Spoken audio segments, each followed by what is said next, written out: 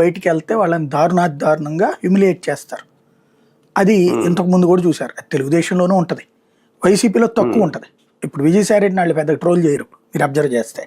లేదా అతని పేరేంటి రోసయ్యో లేకపోతే వీళ్ళు వెళ్ళారు కదా అంత ముందు స్వామినేని ఉదయభాను, వాళ్ళని ఎవరైనా ట్రోల్ చేస్తారు, ఏదో పట్టించుకోరు.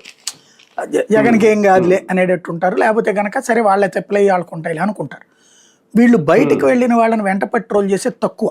ఈవెన్ అప్పుడు మీరు 23 మంది ఎమ్మెల్యేలు వెళ్ళినప్పుడు కూడా అదే టీడీపీ నుంచి వెళ్తే వల్లభనేని వంశీని ఎంత దుర్మార్గంగా చూపించారు, కొడాల నానిని ఎంత దుర్మార్గంగా చూపించారు. అట్లాగే వెళ్తే గనక ఇప్పుడు గిరిని మద్దాలగిరిని మళ్ళీ కర్ణం బలరాం జోలికి పోలా వాళ్ళు. వీళ్ళ విషయంలో వరకు వెళ్ళారు టీడీపీ వాళ్ళు. కర్ణం బలరాం జోలికి పెద్దగా వెళ్ళలేదు అతన్ని.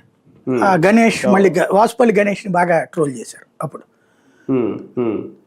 జనసేనలో బయటికి వెళ్తే అట్లాగే ఉంటుంది ప్రాబ్లం. రాపాక వరప్రసాద్ని ఎంత అటాకింగ్ ఇచ్చారు. అట్లాగే బయటికి వెళ్ళిన వాళ్ళ మీద కాస్త ఎగనెస్ట్. ఇప్పుడు మొన్న మధ్యన అతను ఎవరో డిజిటల్ మీడియా నడుపుతాడట, జనసేన కోసమే నడిపాడట ఇంతకాలం పాటు. ఈ మధ్యన అతను ఏదో మానేసి వైసీపీ వైపుకి వెళ్ళాడు.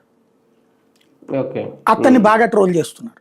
అతనికి ఏం పార్టీ వైపు నుండి ఏం ఆదుకోలేదు. అతను చాలా ఖర్చు పెట్టాడు కూడా, ఏదో డిజిటల్ ప్లాట్ఫారాలు నడిపి చాలా ఖర్చు పెట్టాడట. అదేదో పేరేదో చూసాను నేను. అతను జగన్